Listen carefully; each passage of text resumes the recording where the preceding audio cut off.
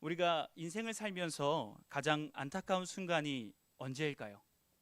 아마도 소중한 기회가 바로 눈앞에 와 있음에도 불구하고 그것을 알아보지 못하고 놓쳐버릴 때가 가장 살면서 안타깝게 느끼는 순간이지 않을까 싶습니다.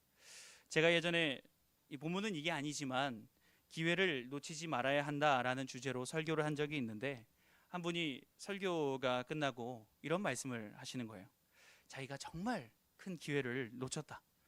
그래서 제가 어떤 기회를 놓치셨습니까? 라고 물으니까 정말 자신에게 잘하고 또 자신을 사랑해 주던 미숙이를 놓치고 지금 아내와 결혼을 했는데 아내가 너무 무섭다. 미숙이 뭐 이런 식으로 농담식으로 이렇게 그런 말씀을 하신 적이 있습니다. 미숙이는 가명입니다. 네, 눈앞에 있던 소중한 기회를 놓친다. 신앙도 마찬가지인 것 같아요. 정말로 진리를 찾고자 하는 마음이 있고 진심으로 내 영혼을 건져줄 구원자를 갈망하고 있다면 사실 예수님이 하나님의 아들이심과 또 하나님으로 오신 분임을 알아볼 만한 증거는 우리 주변에 정말로 차고도 넘칩니다. 그분의 말씀, 그분의 사역, 그리고 그분이 보여주신 사랑은 이미 충분히 확증이 되지요.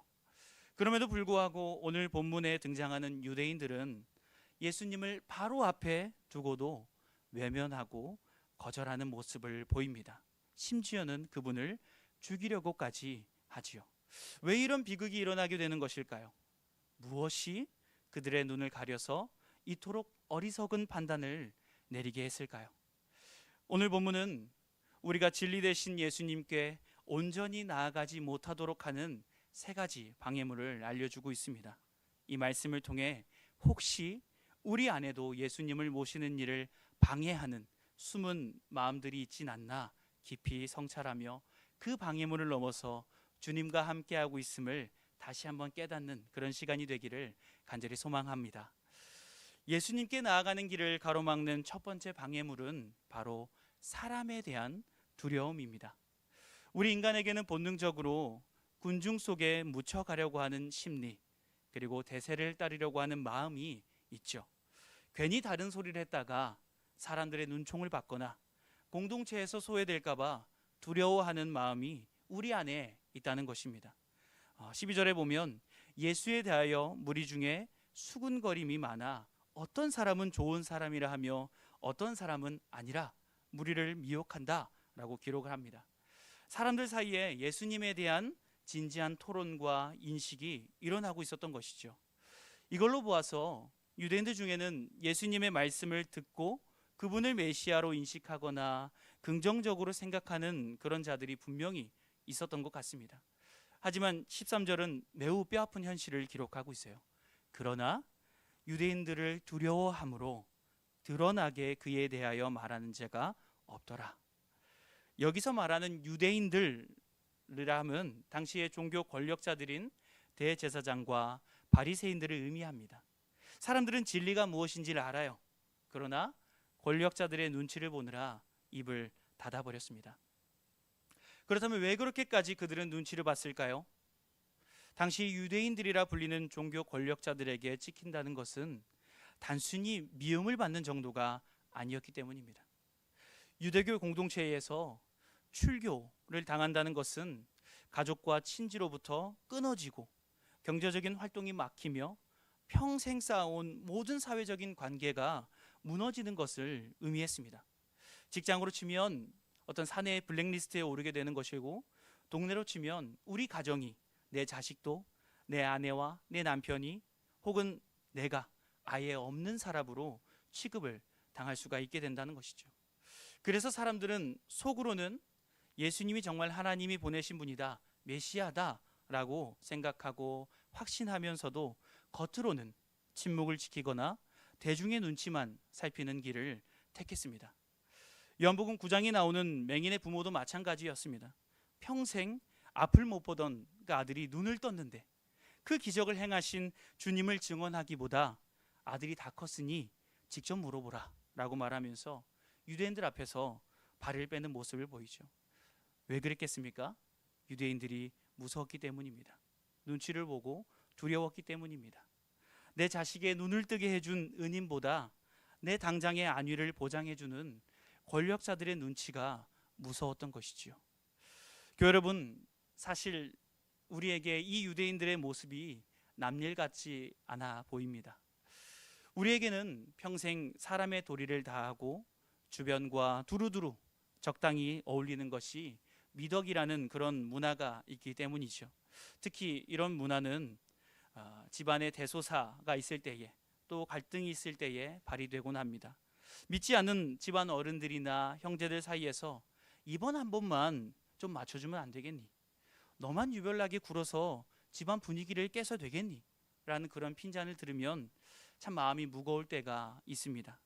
그분들을 사랑하고 존중하는 그런 마음이 있기 때문에 우리는 갈등을 피하려고 신앙의 원칙을 때로는 잠시 마음속에 슬그머니 넣어주고 그냥 그분들을 따르곤 하죠. 그리고 나중에 기도할 때에 주님, 상황이 이래서 어쩔 수가 없었습니다 라고 말씀을 드리지만, 사실 우리 마음 한구석에는 늘 사람들의 서운해하는 눈빛과 또 나를 향한 수군거림 때문에 마음이 무거웠던 것도 사실입니다.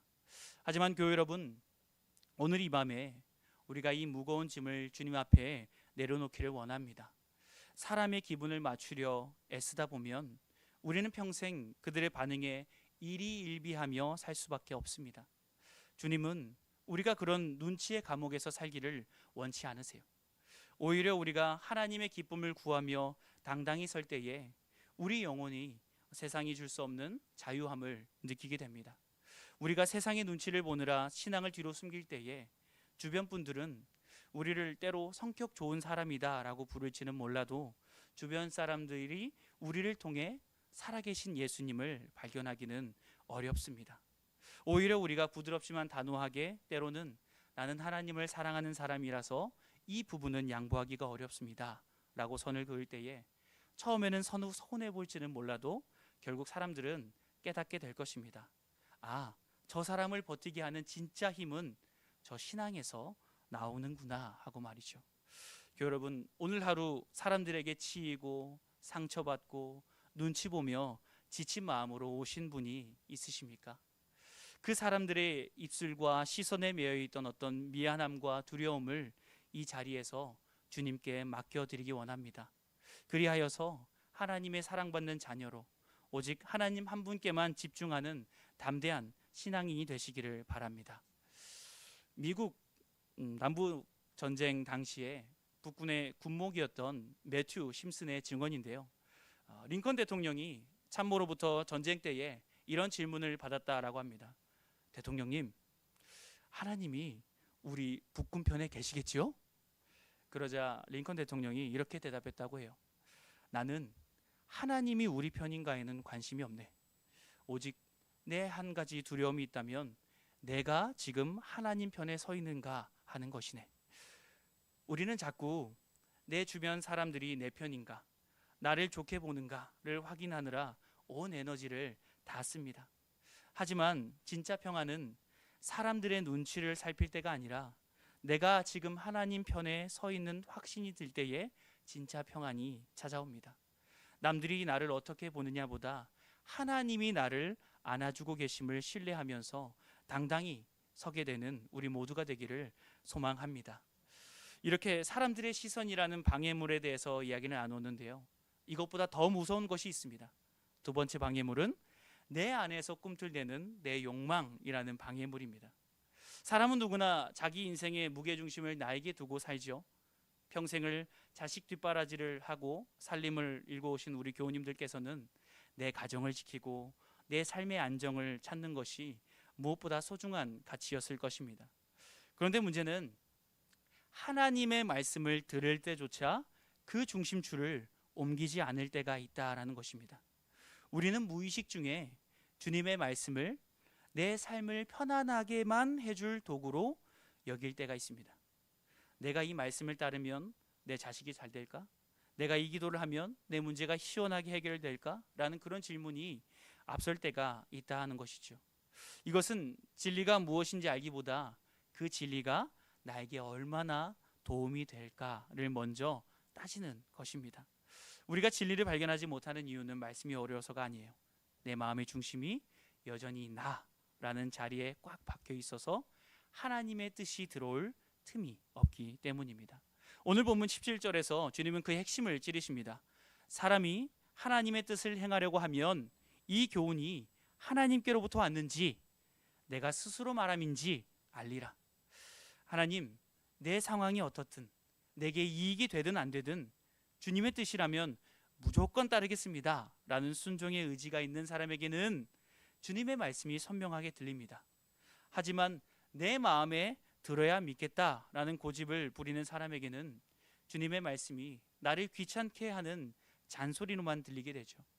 유대인들은 예수님의 가르침에 놀랐습니다. 그러나 그들은 예수님을 메시아로 모실 수는 없었습니다. 왜일까요? 예수님을 주인으로 모시는 순간 자기들이 주인이 되어서 누렸던 권위와 익숙한 삶의 방식들을 포기해야 했기 때문입니다. 내 영광을 내려놓기가 싫어서 하나님의 영광을 외면했다라는 것이죠. 유대인들의 비극이 바로 여기에 있었습니다. 그들은 하나님의 영광에는 관심이 없었어요. 19절에 주님이 말씀하시기를 모세가 율법을 주었지만 그들 중에 율법을 지키는 자가 없다라고 하십니다. 겉으로는 하나님을 잘 믿는 척했지만 속으로는 자기들의 의를 드러내고 자기들의 유익을 지키는 데만 혈안이 되어 있었다라는 것이에요. 심지어 진리를 전하신 예수님을 죽이려고까지 모의하기도 합니다. 그들이 주님을 박해한 이유는 안식일에 병자를 고친 행위가 자기들의 종교적인 권위에 도전하는 것으로 보였기 때문이죠. 내 이익과 자존심을 지키기 위해서라면 하나님의 아들도 죽일 수 있다는 그 무서운 독선과 이기심이 혹은 하나님의 아들을 부인하는 그런 것을 낳게 되었던 것입니다. 결국 잠깐의 유익을 지키려다가 영원한 생명을 통째로 잃어버리는 것과 마찬가지예요. 이 말씀 우리에게 적용해 봤으면 좋겠습니다. 오늘 하루도 내 자존심을 지키느라 또는 내 자식을 걱정하느라 또는 내 노후를 걱정하느라 마음의 중심이 나에게만 쏠려 있지 않았나. 이 걱정의 무게가 여러분을 얼마나 지치게 했습니까? 주님 앞에 기도하는 이때에는 무거운 나의 생각과 나의 고민과 나의 걱정을 십자가 밑에 내려놓으시기를 바랍니다. 내 걱정과 하나님의 말씀이 부딪힐 때에는 하나님, 제가 틀렸습니다. 하나님, 하나님의 뜻이 옳습니다. 제 고집을 꺾고 주님 뜻을 따르겠습니다. 주님 뜻에 저를 맞추겠습니다 라고 고백할 때에 큰 은혜가 임합니다. 내 유익을 포기할 때에 비로소 하나님의 풍성함이 보입니다.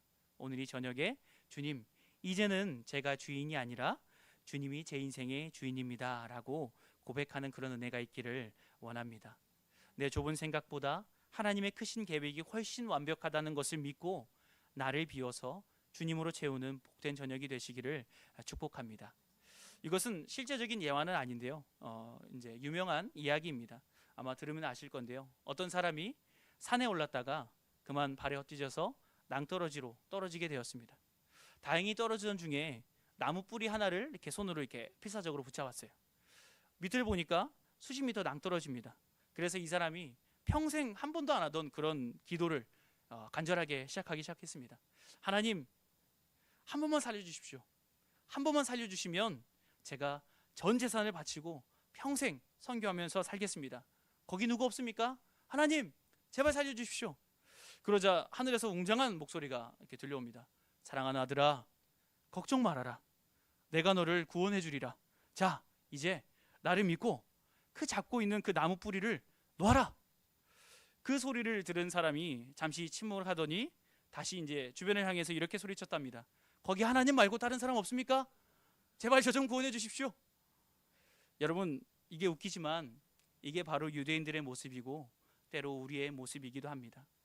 하나님이 길을 보여주셔도 그게 내 생각과 다르면, 그게 내 생각이 봤을 때에 아니면 나무 뿌리를 끝까지 놓지 못하는 거죠. 오늘 이 밤에 우리가 붙잡고 있는 그 고집스러운 어떤 나무 뿌리를 주님 앞에 내려놓는 용기가 있기를 간절히 소망하고 축복합니다. 이렇게 나만 위하는 마음이 커지면 이제 다른 사람을 향해서는 칼날 같은 그런 기준을 들이대기 시작합니다. 그게 바로 세 번째 방해물인 이중잣대입니다. 우리는 살면서 나 자신에게는 참 너그러워요. 나는 괜찮아, 나는 그럴 수 있어 라고 하지만 저 사람에게는 안 됩니다. 남에게는 엄격한 기준을 들이대곤 합니다. 내가 하면 어쩔 수 없는 사정이고 남이 하면 신앙이 부족한 탓으로 생각하는 마음이 있어요. 이 비뚤어진 마음을 가지고 있으면 정작 내 곁에서 역사하시는 하나님의 일하심을 알아보지 못하게 됩니다. 왜냐하면 내 고정관념과 내가 만든 신앙의 틀이 주님의 일하심을 가로막는 방해물이 되기 때문입니다. 오늘 본문 속 유대인들의 모습이 정확히 그랬어요. 그들은 예수님이 안식일에 38년 된 병자를 고치신 것을 두고 거세게 비난했습니다. 아니, 하나님이 쉬라고 하신 안식일을 그 왜 쉬지 않고 일을 하고 있는 거냐? 왜 그렇게 병자를 고쳤냐? 라고 하면서 화를 냅니다. 그런데요, 이것은 38년 동안 고통받던 한 영혼이 자유를 얻고 새 삶을 찾게 해준 하나님의 사랑이라는 그런 관점에서는 전혀 바라보지고 있지 않는 자신의 기준과 자신의 관점에서 바라본 판단이죠. 오직 안식일에 아무것도 하지 말라라는 자신들의 규칙 하나에만 매달려서 사랑의 주님을 율법 파괴자로 몰아세웠습니다. 껍데기만 보고 알맹이는 놓쳐버린 것이죠. 이에 예수님은 24절에서 단호하게 말씀하십니다. 외모로 판단하지 말고 공의롭게 판단하라. 겉으로 보이는 모습이나 형식적인 규칙으로 사람을 정죄하지 말고 그 중심에 담긴 하나님의 뜻과 사랑을 보라는 엄중한 꾸짖음이죠. 내 마음의 기준이 하나님의 공의보다 앞설 때에 우리는 진리 되신 주님을 정죄하는 어처구니 없는 그런 실수를 저지르게 됩니다. 예수님은 유대인들의 이 모순적인 태도를 23절에 말씀하고 계십니다. 예수님의 말씀에 따르면 당시 유대 사회에는 결코 양보할 수 없는 두 가지 철칙이 서로 충돌하고 있었어요. 하나는 안식일에는 아무런 노동도 하지 말라는 것이었고, 다른 하나는 아기가 태어나면 8일째 되는 날 반드시 할례를 행하라는 모세의 법이었습니다. 만약에 그 8일째 되는 날이 하필 안식일이면 어떻게 했을까요? 유대인들은 주저없이 안식일에 할례를 행했습니다. 왜일까요? 할례를 행함으로써 그 아이가 비로소 하나님의 백성으로 온전하게 된다고 믿었기 때문입니다. 그들은 자신들의 전통을 지키기 위해서라면 안식일의 규정 정도는 기꺼이 예외로 두는 유연함을 발휘하곤 했습니다. 주님은 바로 이 점을 지적하시는 거예요. 너희는 아기의 몸 한 부분을 온전하게 하려고 안식일에도 할례의 칼을 들이대지 않느냐? 그런데 나는 왜 38년 동안 죽어있던 한 사람의 전신, 그 인생 전체를 건강하게 회복시켰는데 왜 이것이 너희에게는 노여워할 일이 되는 것이냐? 유대인들은 자신들이 만든 법과 전통에는 한없이 관대하면서도 주님이 베푸신 생명의 기적 앞에서는 차가운 그런 기준을 들이대는 것이죠. 이들이 추구한 판단은 공의로운 판단이 아니라 자기중심적인 판단이었습니다. 자기가 보기에 옳은 판단이었다는 것이죠. 하나님의 영광이나 한 영혼의 아픔에는 관심이 없고 오직 자신들을 위한 판단이었다는 것입니다. 사랑하는 교회 여러분, 우리가 흔히 쓰는 이 내로남불이라는 말이 가장 무섭게 적용되는 곳이 때로는 바로 우리 신앙생활이기도 합니다. 평생 신앙의 길을 걸어오면서 나름대로 세워놓은 신앙의 원칙들이 때로는 타인을 베는 그런 칼날이 되기도 합니다. 한번 우리를 돌아봤으면 좋겠습니다. 우리 마음속에는 우리만의 어떤 채점표가 있어요. 교회 다닌 지가 몇 년인데 아직도 저러나? 라면서 너무나 쉽게 남의 인생에 점수를 매길 때가 있습니다.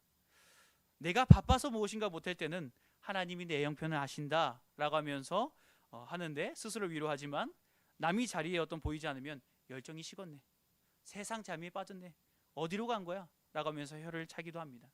내가 아파서 예배에 빠지면 주님 품에서 안식을 누리는 거야 하고, 남이 빠지면 믿음의 중심이 흔들렸네 라고 정죄하기도 하지요. 이런 이중잣대에 어떤 안경을 쓰고 있으면 우리 곁에서 신음하며 주님의 도움을 기다리는 이웃의 눈물이 보이지 않을 때가 있습니다. 주님이 그 교우를 통하여서 지금 어떤 일을 행하고 계시는지, 그 교우가 얼마나 처절하게 믿음을 지키려고 애쓰는지 그 속사람은 보지 못한 채 겉으로 드러나는 외모만 보고 판단을 해버릴 수가 있다라는 것이죠. 오늘 우리 같이 우리 손에 들린 어떤 채점표, 판단의 잣대를 십자가 앞에 내려놓았으면 좋겠습니다. 우리가 남을 판단하는 그 잣대로 하나님께서 우리를 판단하신다면 이 자리에 온전하게 서 있을 수 있는 사람이 누가 있겠습니까? 외모로 판단하지 말라는 말씀은 내 기준을 버리고 하나님의 마음을 가지라는 명령입니다. 우리 곁에 앉은 교우님을 한번 바라보시면서 한번 이렇게 고백해 볼까요? 내가 다 알지 못하는 교우님의 아픔을 주님은 아십니다. 한번 서로 옆에 계신 교우님과 한번 인사 나누겠습니다. 내가 다 알지 못하는 교우님의 아픔을 주님은 아십니다. 한 번 더 해볼까요? 내 기준으로 보지 않고 주님의 사랑으로 응원합니다. 내 기준으로 보지 않고 주님의 사랑으로 응원합니다. 아멘. 껍데기 같은 형식의 어떤 비판의 칼을 버리고 공의로운 사랑의 눈으로 바라보기를 소망합니다. 그럴 때에 하나님께서 우리 교회 안에서 놀라운 일들을 행하시는 줄을 믿습니다. 말씀을 맺고자 합니다. 사랑하는 교회 여러분, 오늘 우리는 주님께 나아가는 길을 가로막는 세 가지 방해물을 살펴보았는데요. 가만히 돌아보면 이 모습들은 유대인들만의 이야기가 아니죠. 오늘 하루를 살며 우리도 수없이 넘어졌던 우리 자신들의 모습이기도 합니다. 사람 눈치를 보느라 기도를 쉬었고 내 욕심을 챙기느라 하나님의 뜻을 밀어냈으며 내 마음대로 남을 판단하며 내 의로움을 뽐냈습니다. 하지만 교회 여러분, 그렇게 내가 못됨을 깨달았다고 해서 낙심하지 마십시오. 내가 그랬으니까 난 안 될 놈이야. 이게 아닙니다. 우리가 이 방해물에 걸려 넘어졌을 때에도 주님은 결코 우리를 포기하지 않으셨습니다. 우리가 사람 눈치를 보며 숨어 있을 때에 주님은 친히 찾아와 우리를 찾아와서 손을 내밀어 주셨고, 우리가 내 이익만 계산하고 있을 때에 주님은 십자가에서 자신의 전부를 우리에게 계산 없이 주셨습니다. 우리가 삐뚤어진 안경을 쓰고 남을 정죄할 때조차 주님은 우리를 외모로 판단하지 않으셨고 있는 모습 그대로를 품어 주셨습니다. 그 주님의 사랑이 오늘 저녁 지친 몸을 이끌고 이 자리에 나온 우리 교우님들을 다시 세우실 것입니다. 이제 우리는 그 은혜를 힘입어서 우리 앞에 있는 신앙의 방해물들을 시원하게 치워버리는 은혜가 우리의 삶 가운데에 있기를 간절히 소망하고 축복합니다. 하나님께서 그 은혜를 우리에게 베풀어 주실 것입니다.